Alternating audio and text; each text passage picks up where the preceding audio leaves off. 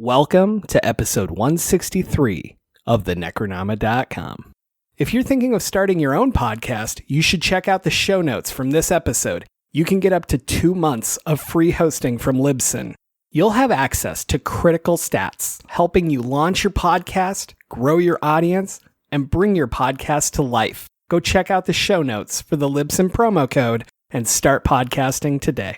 Now in their 18th year, Fright Rags has been bringing you the best in horror apparel and accessories since 2003, offering a wide range of products for your favorite creature features, slasher flicks, and cult classics. Officially licensed collections include titles like John Carpenter's The Thing, The Evil Dead, Creepshow, Jaws, the Halloween franchise, and so many more. Head on over to fright-rags.com. Make sure to sign up for their SMS and email newsletter to never miss a drop. Listeners get 10% off when they use the code NECRO10, all caps, at checkout.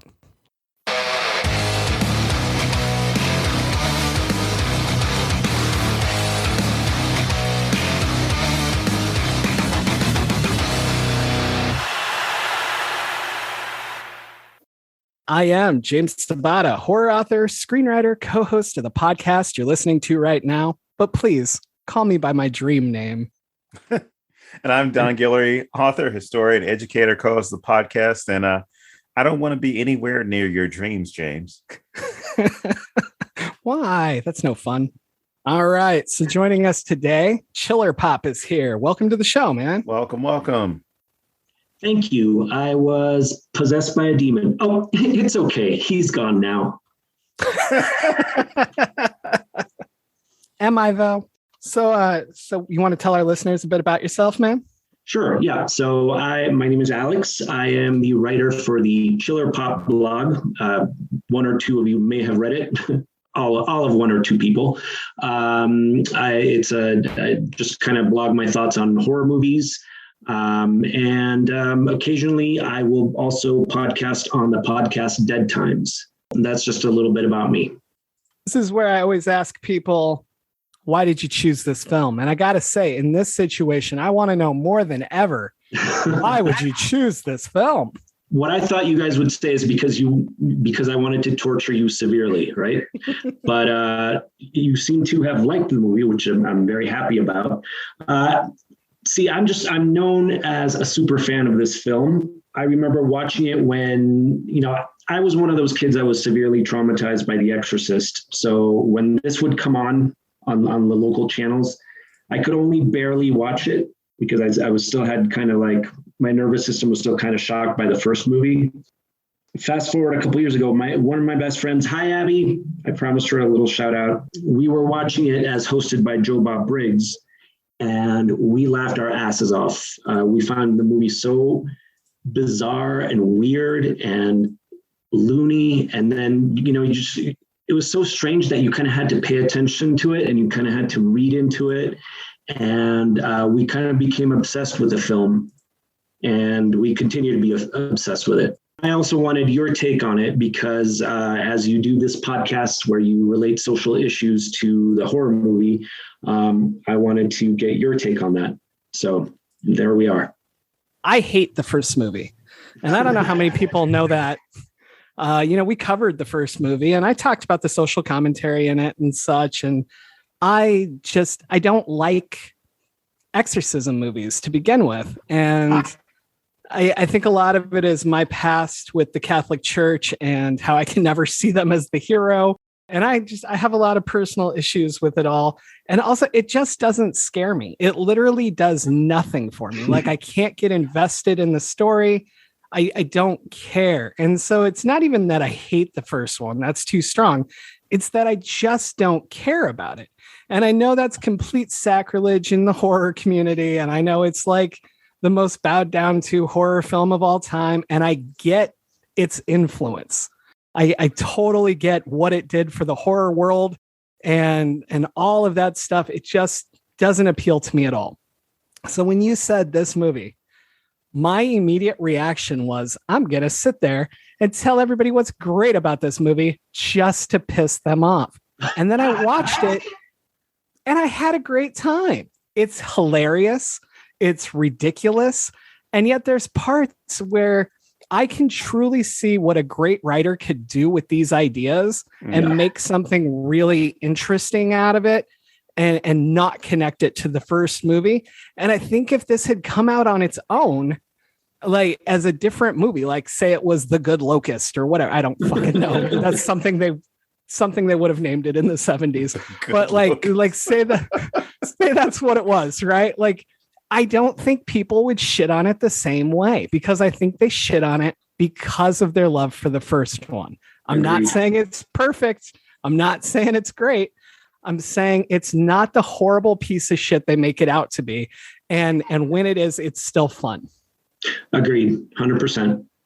If it had its own continuity, I think it would have been a lot better received.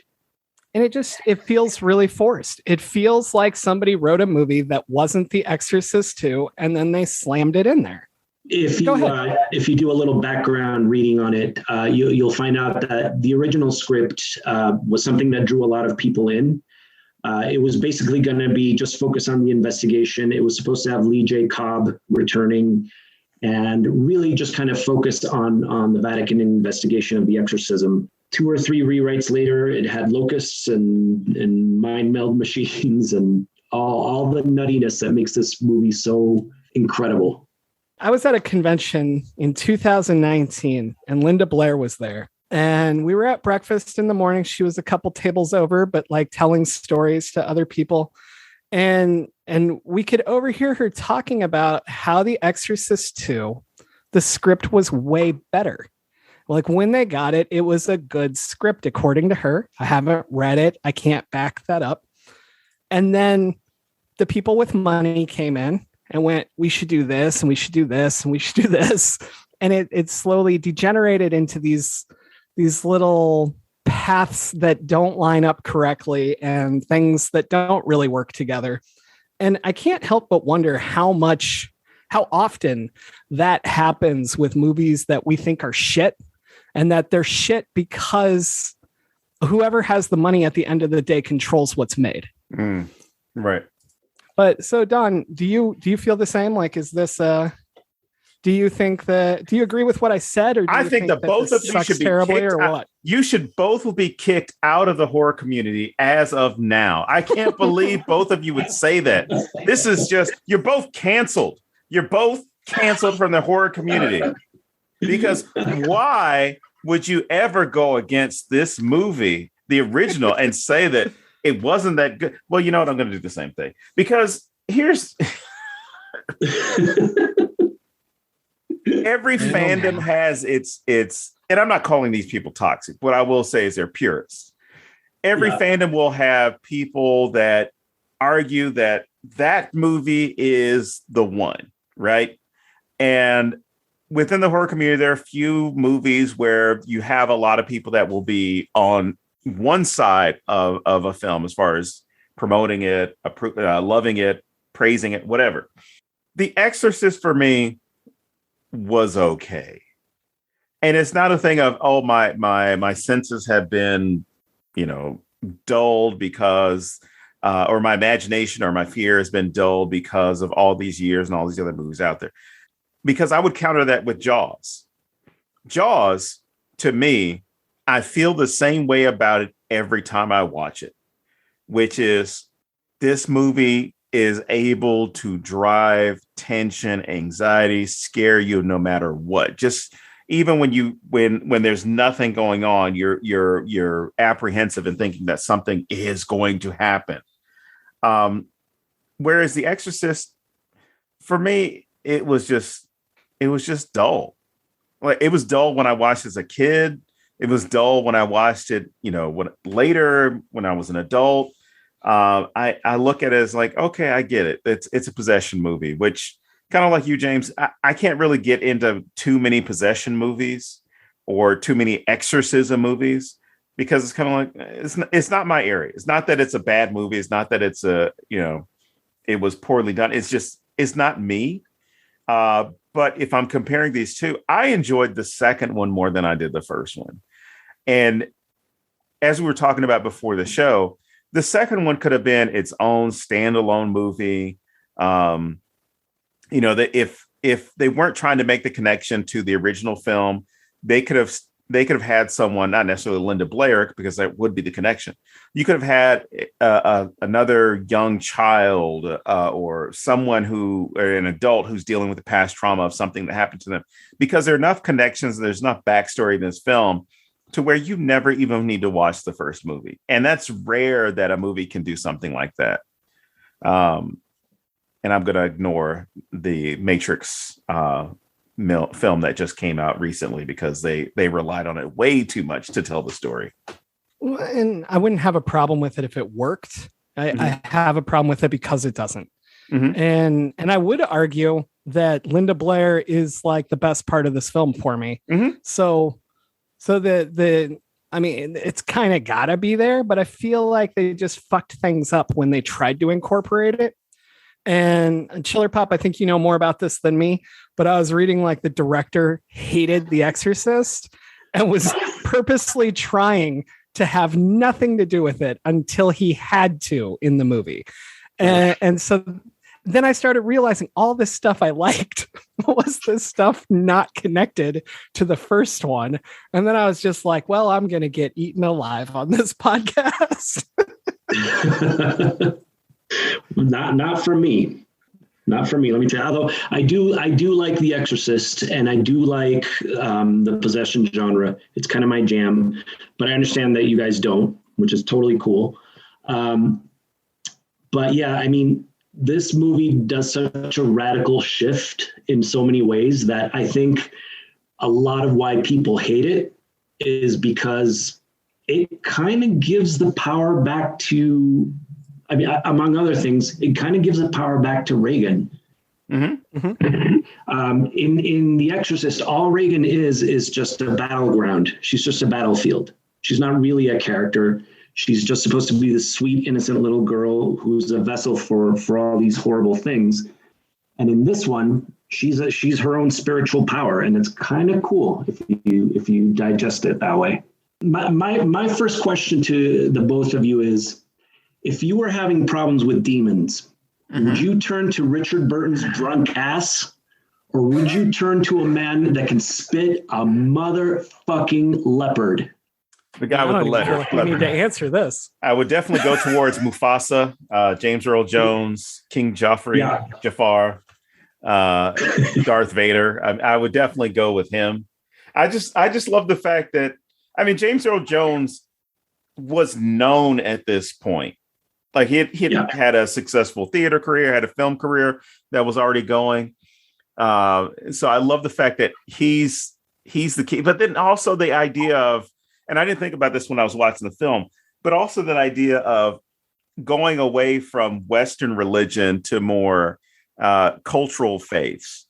And the idea of, which you can explore in many different ways, of this idea that there's so much about the world that we don't know. There's so much about the supernatural world that we don't understand, and the way that different cultures view those things and how they interact with it.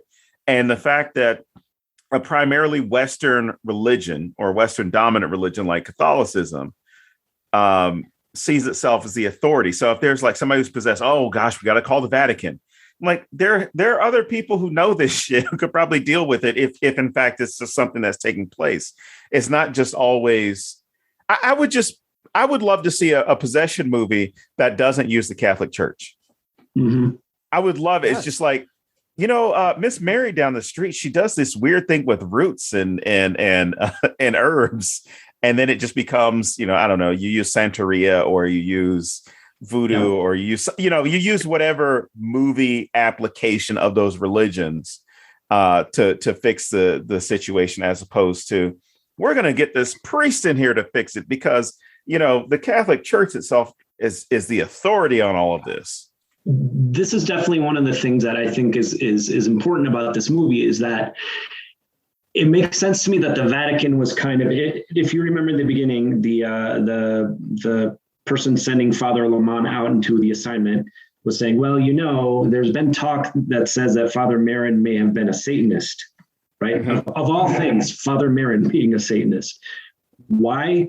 Because he kind of follows this idea that the world is coming together in this world mind, and that he has to study these other religions. He has to study these other faith traditions and learn from them. And I can see the Vatican saying, like, no, we're not having any of that. Marin had to go and he had to, kind of learn about Kukumu. Even the Coptic Christians, that's outside of the Vatican, right? That's its own, that's an African faith. The Latin American healer woman at the beginning, it kind of is giving spiritual power out of the West and into these other faiths and cultures. So that's one of the things I really, really enjoy about the movie. Mm-hmm. Yeah. I have this theory that I think a possession movie would be amazing if you had to use different pieces of different religions to beat it. So it was like everybody was given a piece of the power, but like your community had to come together in order to defeat the devil. I'm not a big religion guy, but let's say everything was true, right? Wouldn't it be fucking cool to find out that the whole point was that everybody was given a little bit and they had to work together to save one another? Like, I think that's a way cool message, and I'd love to see that. So somebody write that script, and then feel free to use my favorite joke and be like, oh, we can't call the Catholics. It's 2021. We can't put priests in teenagers' bedrooms. And then... Well, that movie kind of exists. It's called Eternals. I got something, and I thought, because I went into this movie cold, not looking for any spoilers, not looking for any background on it, anything like that. But I found it interesting that, well, one, the way that they're handling things like psychological issues and mental health in this film, which I thought was, I don't want to say groundbreaking, but I would say they were somewhat ahead of their time as far as approaching these issues, especially like the little girl with autism. But I don't like the way that they went about kind of quote unquote fixing her, as far as Pazuzu getting into her. 70s. Yeah, I know. But but I was kind of like, damn, like I was waiting for them to, but I love the fact that they introduced someone who had that. Damn. Can I try that joke again? Different strokes for different folks. All right. So anyway, but no, just the fact that they introduced it. But even before then, I mean, because that's later in the film, they have, I don't know what income level everyone is on. I mean, obviously Reagan's mom is an actress and, somewhat successful, but, the point where this young lady's living in a high-rise apartment. But the fact that this psychological treatment facility is just fucking just unworldly. It's just, you have these pods that everyone gets to hang out in and chill in and live and do their therapy. And then you might have some new wave therapy, like the light stuff. But I was just blown away at how you had people with different cognitive issues or mental health disorders or trauma or needing some type of assistance that were all being cared for or at least looked after. And it just made me think about like how much progress would have been made.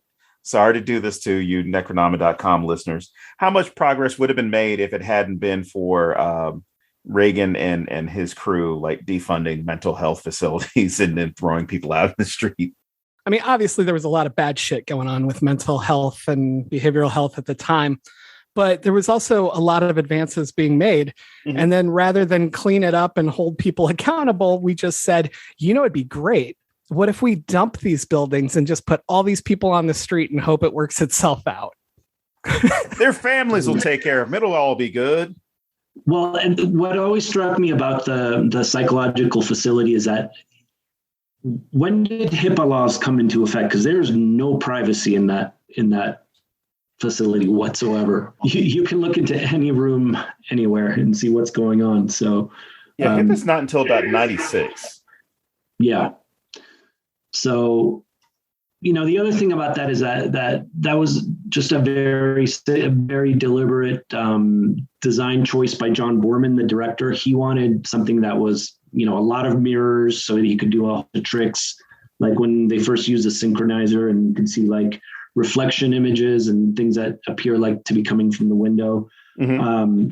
It's very bizarre looking, very otherworldly, and it kind of works. They should have at least like shown it as like, the two-way mirrors. Mm-hmm. Yeah. Like, I think if we'd seen that, I would buy it more. But having worked in so many psych hospitals and stuff throughout my career, I'm like, nobody would design it this way, not because they don't want to see in there, but because they don't want them to see us. So there would be at least blinds or something you could close in there. And I know that's nitpicky, but when you work at something for 20 years, these are the things you notice. No matter what your industry is, you're going to pick out the little tiny things, And there's just no way that doctors would have been like, oh yeah, they should be allowed to watch us 24 hours a day. What do you mean, James? I mean, you mean it doesn't go both ways in that type of situation? Never. We're not going to have the panopticon? I thought Facebook was the panopticon. Here was something I found was interesting, and this is, a criticism of previous priests and then criticism of the system itself. But this idea that the Richard Burton's character, I forget the father's name, but he shows you at least a couple of different, I guess, perspectives in the system. Whereas I think it was the Archbishop or the Cardinal, because it wasn't the Pope. Mm-hmm. Who is basically telling? I think he's a cardinal. Yeah. He's telling him, I don't think you're ready to go through any of this stuff, and nobody here in the church wants to hear about the devil, and all these other things that he's saying, and you're like, what the fuck? Then how are you guys making your money? It's like, if you're not fighting evil and giving the presence of fighting evil, then like, what's this whole thing about? But then what it shows is the problem that you have within any institution. Like, there are well-meaning, good-meaning people in any institution, right? Especially at the lower ends of it. If we're talking about educators, like those first-year educators come in bright-eyed, bushy-tailed, like, I want to change the world, I want to impact some students. Brand new police officers, in a lot of cases, some of them, or in some cases, you have people who go in and like, I want to actually contribute to society. I want to stop crime. I want to help my community, whatever. And even people who go into the priesthood or go into religion, you have a good number of people who aren't looking at, oh, I can get rich off of this, or I can have a place of power or anything. It's like, I can go and help people. I can preach the gospels to them. I can counsel people. It's going to be great. And that's what you see with his character. He still seems heavily vested in doing good. And you see that in his actions. And even when he comes face to face with the cardinal, it's like, I need to do this. I need to find out what's going on. And he's getting that blowback from the church of like, no, we're not going to approve. We don't want you to do this. And what you see in these institutions is you have people who want to be part of the change. And then you have people that are the middle way up or all the way at the top that don't want things to change or don't see the necessity in change or approaching anything. And in some cases, they get disillusioned with the system. It's kind of like, well, it is what it is. Or you have people in a certain job that will tell you like, hey, when you've been here as long as I have, you'll understand. And then you see why so many things don't get done or don't get accomplished, I should say. Yeah. Are you either of you aware of the intro that didn't make it into the film? No. So this is like the most amazing example of things you should not cut from the film. Okay. Okay. And as you know, this movie makes a lot of bad mistakes, but I feel like this is the biggest one. So I'm just going to read this. This is from denofgeek.com because, they deserve the shout out for my supposed research. It says, in the explanatory opening that wasn't used in the film, Father Lamar tells us that Father Marin from the original once exorcised a young boy in Africa who was possessed by a demon named Pazuzu. Now, Pazuzu, was a demon, the king of the evil spirits of the air. And after being cast out of the young boy, he flew across the ocean to the States and possessed Regan instead. Father Merrin then tried to exorcise Regan, but that didn't go real well. And we're also told that Father Lamont was a disciple of Father Merrin's, and Merrin's death made Lamont lose faith. Now, see, that last line there seems really fucking important to me. And it explains so much of Lamont throughout the entire film. Like Father Merrin went up against a demon and lost. And that would be enough to make you lose faith. If the guy that you idolize can't do it and you don't think you're good enough, of course your faith is going to be shaken by this. But then also your faith in God, that God didn't help him enough and God wasn't powerful enough. Like, all of this explains so much about Father Lamont. And we sort of get it, like, what, 3/4 of the way through the film? But I really feel like they made a really bad mistake chopping this intro. So a note on that, James. Originally, I think you guys probably saw the original theatrical cut, right? You didn't have that intro. You had Ned Beatty. You had lots of tap dancing in the beginning. When a test audience was shown this movie, apparently they rioted when they saw that cut. They rioted, and so they took the movie back in to make some changes to it, where they added that expository section. They cut a lot of the ending out. In the original ending, Lamont just falls into hell, and then that's it. And Regan just climbs out, and that's the end of the movie. They didn't do the whole thing where they kind of go off into the sunset together. Really? Huh. So for the longest time, the only available cut was the one you just mentioned with that expository intro. That's the one I would see on TV as a kid. And then they came out with a theatrical cut, which explains a lot more of the themes. So it makes a little more sense.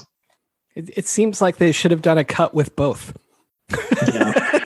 Well, Scream Factory has both cuts. Ooh. So, yeah.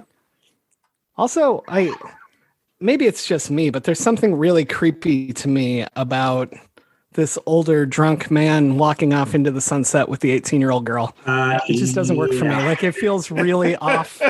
And like, okay, but no, like, legitimately, there's parts like when they're in the train together and she's like holding him, like, it came off more sexually charged than it should.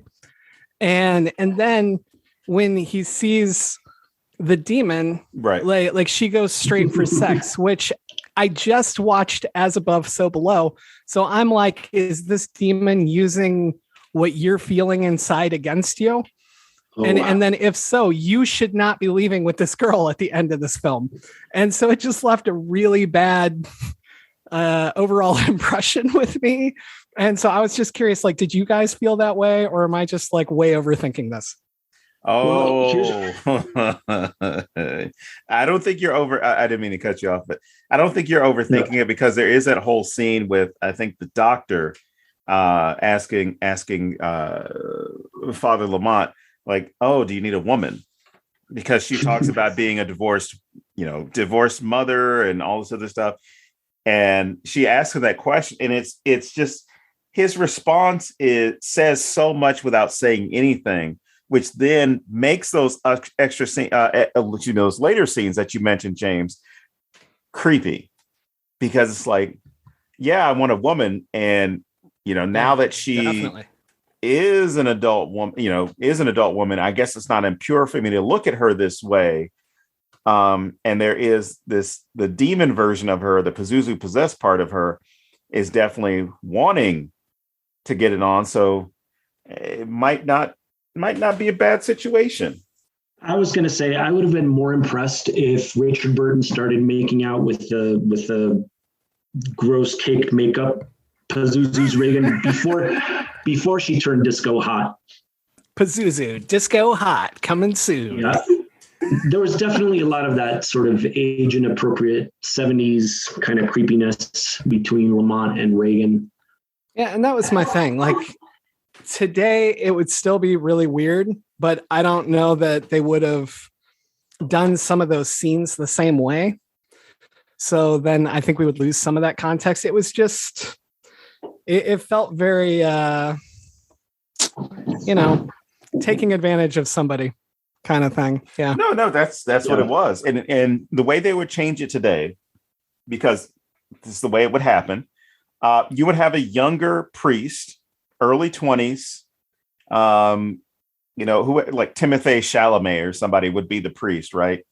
And he is falling for this 18, 19, 20-year-old girl who's been going through this stuff because it's going to be a test of his faith, as opposed to this idea that I need to find answers. I need to find Pazuzu. I need to find what's going on, what happened to Father Marin, and get a full understanding of what took place. It's now going to be, oh my gosh, this girl might be possessed, and it's going to be an ultimate test of my faith because I've lusted after her, or whatever is going to be going on.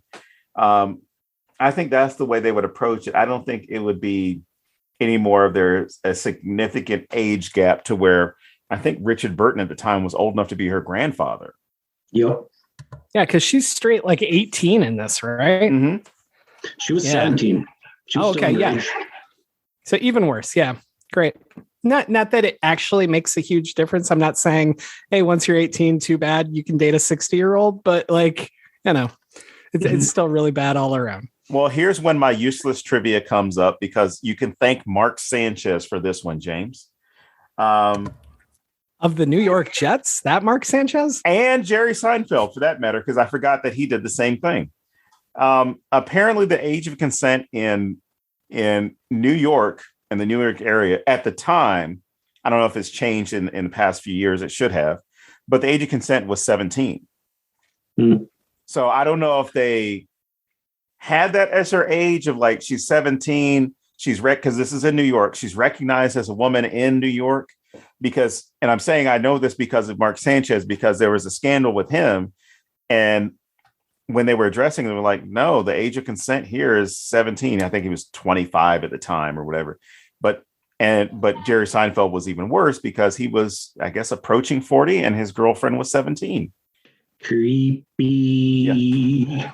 And if you don't believe me, look up Shoshana Lowenstein, I think was her last name. Yeah. Yeah. No, I knew that story. Yeah.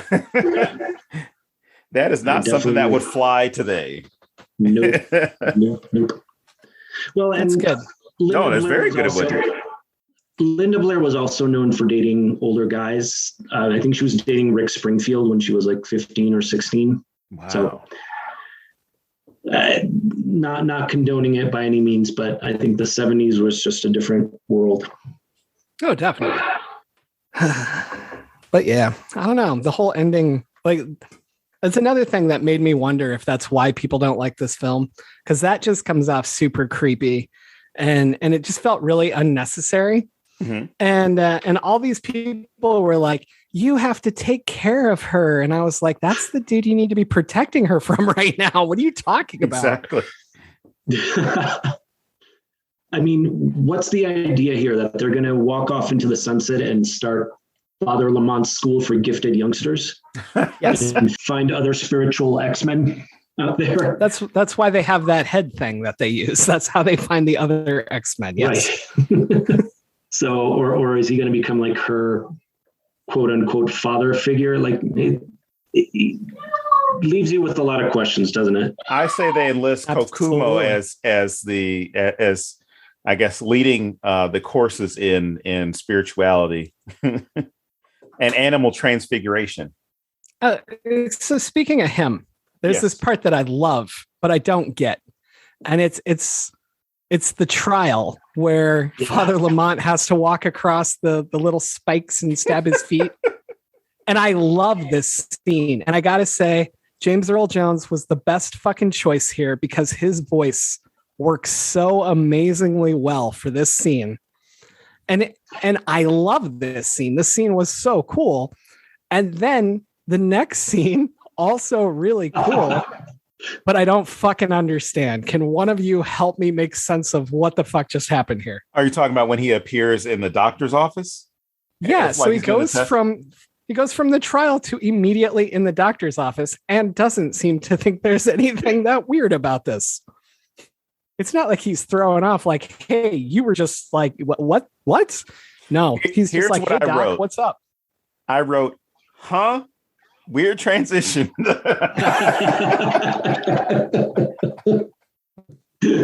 was like, it was cool. I mean, it was definitely a cool setup where it was this, you especially when you see the spike going through his foot and then he falls and you assume like, oh shit, we're going to get a payoff.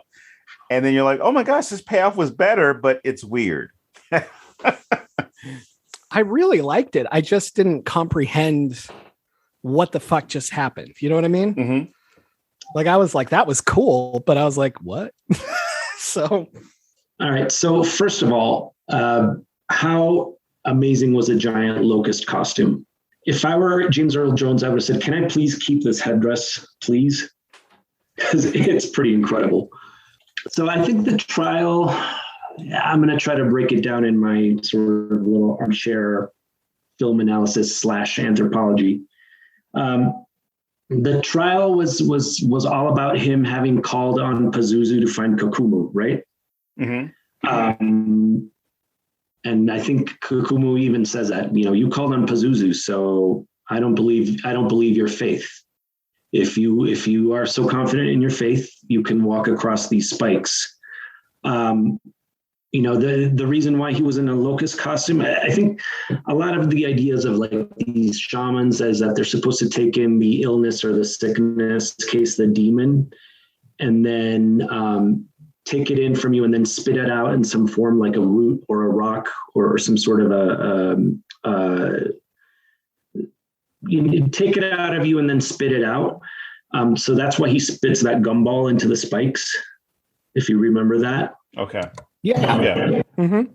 So it's kind of, it's sort of testing, I guess, Lamont's, and then maybe also talking about the duality of magic and science. Because I mean, in one second he's in this dream quest, and then the next second he's waking up on the floor of this locust research facility.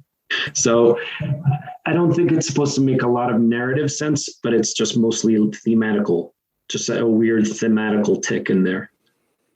Yeah, no, I enjoyed it. I was just confused by how weird it was, but no, I kind of agree. What I took from it was that it wasn't happening. Like, that was like just Pazuzu's thing.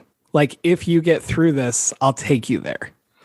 But I think that the test, and again, maybe I'm totally off. Feel free to say, no way, James. But like, I feel like the test is failing your faith. Like, I think Pazuzu wants to know that your faith is shattered. Right.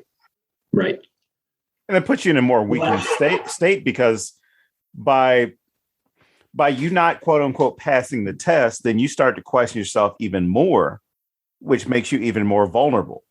Whereas if I don't take the test, I'm not going to doubt the faith that I have. But by going through that trial and then going and, falling and failing as a result, it definitely would have a stronger impact on me, or a stronger impact on anybody's taking the test. I was going to say the closest thing I would look at would be, I know this is going to be the second Matrix reference I've made this episode, but in the Matrix, the original, there's that scene where Morpheus tells Neo, like, hey, you got to jump. You got to remember there is no spoon, blah, blah, blah. Or you got to, I'm probably mixing up the scenes, but that part where he jumps and he falls all the way to the ground after watching Morpheus like make the leap. And that then makes Neo doubt himself even more in this situation, which he doubted himself, but they say this whole thing is like a leap of faith. You jump, it'll be fine. But when he fails to make the jump, it gets in his head. And I think that's kind of what Pazuzu is planning on doing here. It's like, if you fail this test, then I get to screw with you even more because the test isn't about passing or failing. This test is about you losing that faith, losing that confidence. Yeah, I think that makes sense. And there's also, so if you recall, I think it was the second synchronizer session, he's having this conversation with Pazuzu saying like, take me to Kokumo. And then the demon says, are you sure? Mm-hmm. sort of inviting Lamont to ask Pazuzu for help to find Kokumu. Pazuzu, Kokumu. So that's when the demon first gets its hooks on Father Lamont. So instead of asking for God to help him out, he says, Pazuzu, help me find Kokumu. And already that gets the demon's hooks into him. Mm-hmm. And then there was also the scene after he finishes visiting the Coptic church where he tells the poor Coptic priest, like, oh, I flew this, I was shown this church by a demon. And they're like, what? And then they start throwing rocks at him. So he's already starting to be kind of cast out of his faith and his place in the church.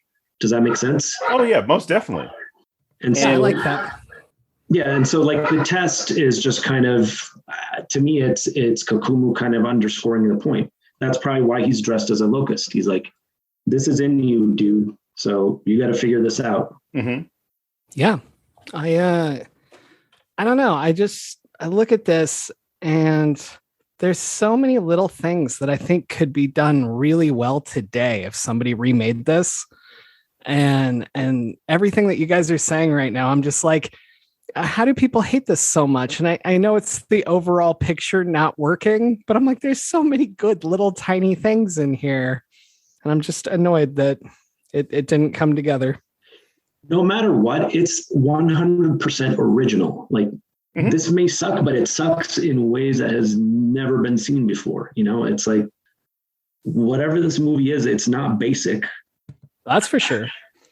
And today we celebrate people trying to do something different, even when it doesn't work, right? Like if you go on Twitter and you watch the horror community, people fight over movies, but there is so much support for people just trying something we haven't seen.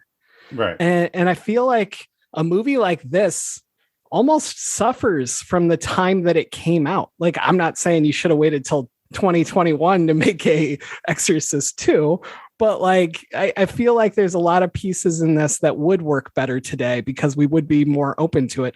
There's a lot of shit that wouldn't, like, the 18-year-old going away with the older guy, or how two white guys have to find each other in Africa in order to save the world. Like, some of this stuff would not work well, but I think there's a lot of stuff that we'd be way more open to than people were at the time because they didn't have the options and they needed more mainstream for it to make sense. Yeah, definitely. What did you guys think of the score and the music? I don't know that I paid enough attention to it. I think of the scenes with that. The scenes with the light therapy stood out to me, and then also the parts with the locusts, like the attacking locusts. Like those parts I felt were well done as far as the choice of music to go along with it.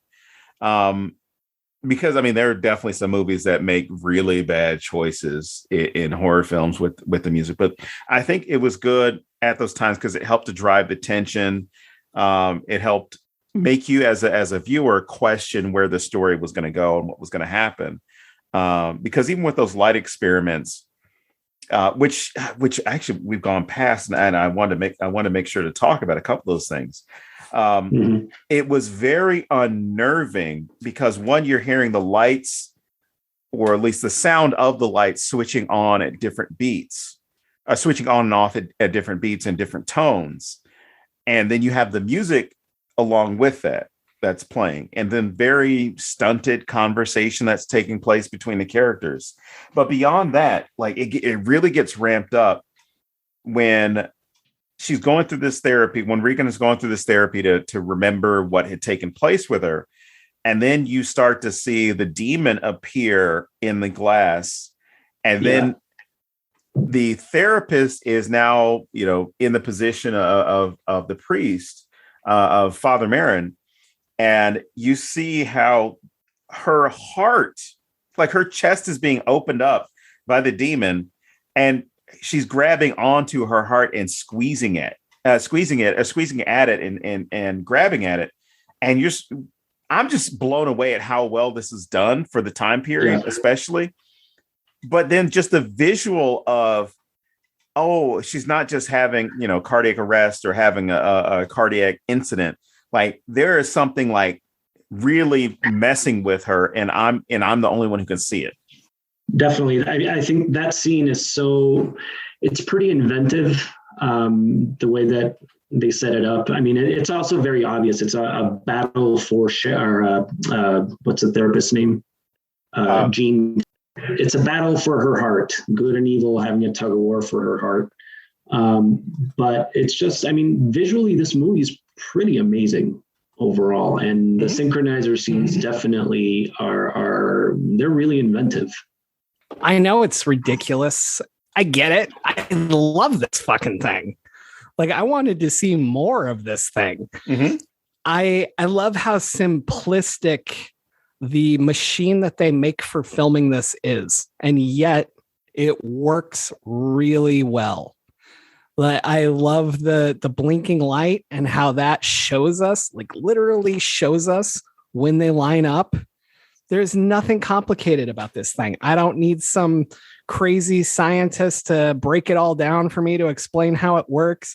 Like, it's so straightforward. It looks cool as shit. And it doesn't disrupt the story to sit there and explain it to me. I love this fucking thing.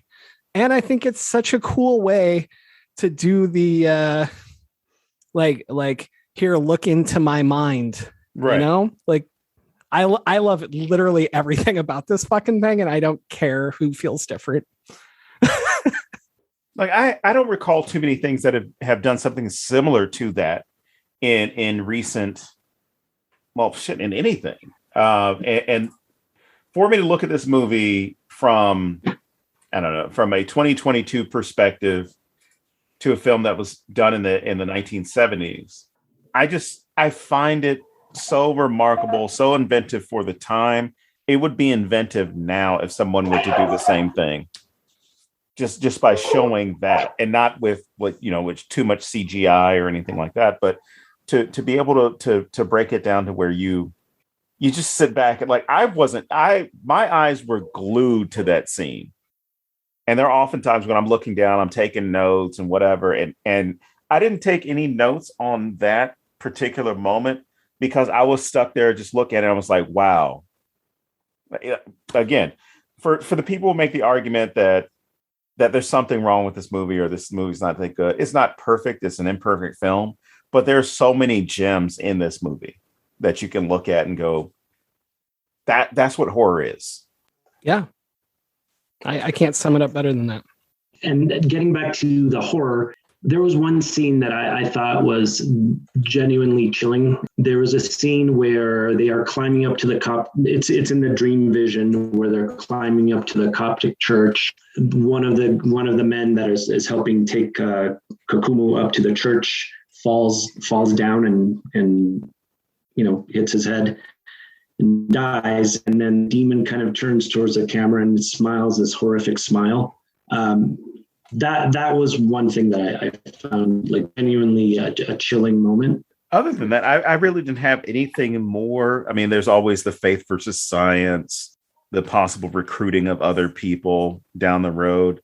But I think in my notes I wrote down, so leave Mufasa alone. But even that moment of trying to drive to the house, I should say house Sharon. I like the cool twist with Sharon where it's kind of like, oh, I don't want anything to do. And then you find out that, Sharon is being used to eventually bring, I guess, bring this story back to the home, or at least bring this film back to the original house in DC, and have to face whatever is going on. And even then, that was a cool way that the writer and of course the director set that up for the audience, because I was just looking at Sharon as like, oh God, this guardian. I want something bad to happen to her because I'm tired of seeing her. And then and then you realize like, oh, she actually did serve a purpose. It's like I feel stupid now. I found Sharon very creepy. and even that line where she says the only time she was at peace when she was with Reagan, like she just kind of absorbs whatever spiritual vibe is out there, and she got too deep into the Bad Locust vibe. But one thing that one line that made me crack up was when Sharon and Father Lamont are in DC, and Sharon asks him, Lamont asks her, "Have you tried a priest or a psychologist?" And she turns to him and says, "I'm talking to one now, aren't I?" Exactly. So goofy. I really enjoyed the music a lot. Ennio Morricone, some of the themes that were repetitive, like when Reagan was showing her spiritual power, that Reagan's theme, when the demon would fly and it would sound like Yoko Ono on speed.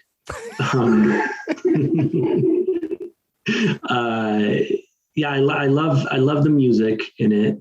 I mean, what did you guys think of the ending? I mean, it's a pretty obvious ending overall, but you're talking about a locust invasion of Washington, D.C. I don't understand why it was set outside of Washington. And I think if they hadn't done this, we would lose the most ridiculous part of this film, which is everybody trying to get there in time. And I will say the turbulence on the plane was the scariest thing in the movie to me. But I don't get why they didn't just set it in the city and get rid of this part. I feel like it pulls you out so much, and then it makes the ending worse than it would have been. Like if they just had to get across town, I think this would be way more effective. I feel like it just pulls out because this whole nonsense of a train racing a plane pulls me out of this fucking film. And the fact that like he's like watching the plane and then the turbulence is happening. So I'm like, oh, is Pazuzu fucking with the plane? But if he was, why don't you just smash the plane into the ground? So like this whole thing just becomes really annoying to me, right? And I think if just had to get across town and it was like taking public transportation versus taking your car, this would make so much more sense to me. And we wouldn't lose anything. And so by the time I get to the end, I feel like this has put me not in a bad mood, but it's changed my mood. It's taken the joy that I had from this film, and now I have to go watch the Exorcist 1 parts. And I don't think I would have hated them as much without this weird transportation race nonsense. It's pretty incomprehensible. I mean, the whole thing with the guy in the car accident at the airport, and Dr. Tuscan being like, "I'm a doctor," and Sharon being like, "Well, Reagan can wait, I guess." I can overlook the nonsense in other places, and I just feel like it put me in a bad mood. So then when you ask how I feel about the ending, I actually, like, if I sit here and I think about it in retrospect versus when I watched it, I like the ending a lot more. I love this whole craziness of the other Reagan. And I think there's a lot going on with being tested and losing your faith, and also trying to maintain, like, I need to protect this girl from this thing. But also, like, when you look at like the intro stuff, his mentor failed at this. So I think they could have explored that a little more. Like, can I do this? And that kind of thing. But overall, I think it works pretty well. I think it's a really good tie-in to the first one. And I feel like I don't think any other ending would have worked for this. I feel like this is the ending that we had to have. Yeah. I do feel like it's a little rushed though, because we spent so much time on a train, plane, automobile thing going on. Like I could resist that one. All right, Don, what do you got? I'm going to ignore that. I think the pacing for the film worked. And then it just seemed to go too fast, probably in the last 15 to 20 minutes, when there were some things that you didn't need to spend so much time on in this film. Like you could have easily, well, I shouldn't criticize in that way. I think there's some things that could have been done to keep that pacing consistent, that didn't always involve like even there's a one scene where the guy is rock climbing, or at least trying to ascend, and it seems like he falls and he hits like 50 things on the way down. Yes. Like we didn't need that. We needed him just like, oh crap, I let go of the rope and I fell. Oh, that was like 2 minutes of one guy just falling into the crevices of the rocks and banging against everything that was there. And apparently he didn't knock anybody else off on the way. But again, that's one of those things you look at the movie and you're like, that's kind of funny and kind of stupid at the same time, but whatever. No, this is a movie that I honestly, it doesn't get, I'm sorry, it gets hate that it doesn't deserve to get. And it's due to so many people who I would argue are purists when it comes to The Exorcist, as far as they should have never made a sequel. Why did they do something like this? Leave it the way it was. It was nice with an ambiguous ending. We don't need things to be solved, which is true. But I think you can't necessarily crap on this movie when, in quality sense, I'm going to go there, it's the same as The Exorcist when you're talking about the level of quality. And you wanted to kick us out of the community? Yeah, you're in trouble now. No, I agree. I think they're way more similar than people give them credit for in that regard. Mm-hmm. I totally get why people celebrate the first one. I'm not bashing that. I'm just saying I know I've already said this, but I really feel like so much of the distaste for this movie is that it doesn't live up to the first in their minds. Right. Before we move on, I just want to hit my favorite line in this film, because there's no way you know my favorite line because it's so weird. But it's when he meets Kokomo in the doctor's office, and he says something like, "Weren't you like, and he goes, possessed by Pazuzu? Yeah, that's what my mom tells me." I fucking lost it. I was like, that's so amazing. Like, it's just so weird coming from James Earl Jones. And it fits right with Reagan's delivery of, oh, I was possessed by a demon. It's okay. He's gone now. Yeah. How matter of fact it is for them. But that even goes into the whole thing of like, how normal of a life could you have after something like that? Right. He got his PhD in insectology, so I think he went on to do great things. No, I just mean Regan. Like, how can you go on and have a normal life after that? Like, what can you expect? I mean, as far as like a normal adjusted life after that, and the idea that even the doctor is like, oh, well, you don't remember. No, I don't remember a thing. Of course, she's lying the entire time. And she reveals, like, I've always remembered. Like, I've never forgotten what happened. Yeah. They should have really played into that. No, I don't remember masturbating with a crucifix. Like, I don't remember murdering two men.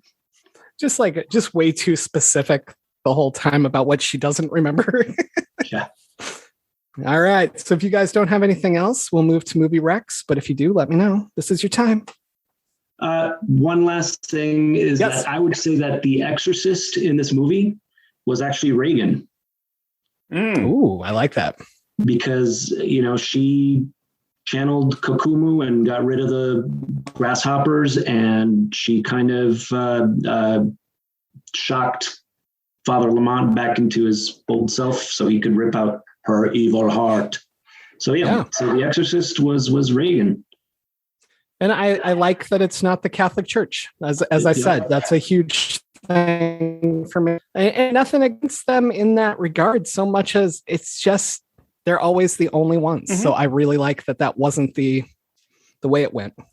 This movie gives power back to the spiritual power back to women, back to African traditions.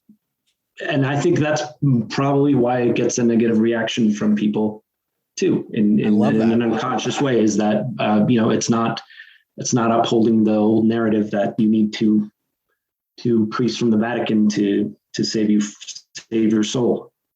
Right. Oh man, I love that. All right. So let's do movie recs. This is the part where we say movies people should watch if they enjoyed this, which might be a little weird today, but we'll try it. So Chiller Pop, you're up first. Okay, so I am told that Inception, which I haven't seen, has a similar premise in that there's a mind meld machine that makes people go into each other's dreams. So I think that's one you might want to watch. There was a possession movie starring Aaron Eckhart, where he's a psychologist, I think, and he also uses some kind of machine to hop into a kid's brain and get rid of a demon that way. And I'm blanking on the name of that movie, and I'm going to let you guys go while I look. I'm going to go way more modern, and I'm going to go with another divisive film. And I know we just covered it recently, but I'm going to say that Malignant would be an awesome double feature with this film. I love it. All right, Don, you're up. Jeez, you went for that one. The movie was Possession. I didn't want to cut you off, but the movie with Aaron Eckhart was called Possession. Okay. Thanks, Don. Yeah. Amityville. I've got some of the classics here. So Amityville, Omen, Carrie, and then as far as newer things, Insidious, Devil, Repossessed. Oh, damn it! I was going to say that for last. Demonic, Sinister, Stigmata, Ouija, La Llorona. Either version. So La Llorona or The Curse of La Llorona. And I said that is as flavorless as possible with my Spanish pronunciation. The Nun, As Above, So Below, Victoria, and last but not least, because I already screwed it up, Repossessed, where which is a great spoof. Like I watched it a bunch of times as I can't remember when it came out, but I know I watched it a bunch of times when I was a kid, or maybe even as a teenager. But it is a great spoof. I wouldn't even say satire because the humor is just ridiculous in it. Of the Exorcist films itself, Linda Blair plays the character again, or a character, and it's fun to see it. And in fact, I watched Repossessed before I ever saw The Exorcist. So that's great. Maybe that's why I'm a little jaded with respect to the Exorcist, because I'm like, oh, it wasn't as good as Repossessed. It's like, that's great. It's like people who watch Spaceballs before they ever see Star Wars are like, this is unfunny. What's Spaceballs? Star Wars? Right? Yeah. I've seen every Spaceballs movie. Me too. I should start telling people that. I've seen every Spaceballs movie. Wait, speaking of Spaceballs, I'm going to reveal something else to you, James, and to the listeners. Spaceballs is the first movie I ever ordered on pay-per-view. Oh, nice. Yeah. Nice. I got in trouble for it. Because because you know how as a kid you find loopholes. I think it was 10 when it came out. You find loopholes for everything. So my dad was like, don't order any movies, because they were there for my grandparents' like 50th wedding anniversary or something. And my dad was like, don't order any movies on the hotel, whatever. So I'm like, okay, cool. So I went to my uncle's room and I ordered a movie in his room, and my dad was like, why did you do? It's like, well, you said not to order it in this room, and I wanted to see Spaceballs. So I can never think about Spaceballs without thinking about getting in trouble for watching Spaceballs in a hotel, like it was a Hilton or something in Lake Charles, Louisiana. Ordered it on pay-per-view for $10. Well, while we're on that subject, mine was Batman with Michael Keaton. Okay. And I was in a hotel in Vegas, and my parents were like, here, you want to see this movie? And then they left me alone. And at the time it was fantastic, but I look back and I'm just like, you motherfuckers. You just wanted to get out into the strip, didn't you? Well, I mean, crazy. They gave you the movie was 2 hours, 2.5 hours. So Yeah, somewhere in there. You were safe. They knew what you were doing. You were sitting in front of there watching Batman and Vicky Vale and enjoying yourself. You weren't gambling away your life savings. See, exactly. And just for anybody who knows, Gemma Amore, if you're listening to this, Vicky Vale was way hotter. All right. So, all right, let's bring it back to you, Chiller Pop, and you can tell everybody where to find you online, check out your website and all that good stuff, man. My website is chillerpop.com. You can find me there, and also on Twitter at the same ID, @chillerpop. Awesome. All right, man. Well, thank you for coming here today and making me watch this film. I would have never watched it because I hate the first one so much. But I really had a lot of fun watching this, especially Act 2. So yeah, I appreciate it. Hey, I can take you through the whole franchise. I'm good. I'll just retire now. As always, I am James Sabata. And I am Don Guillory.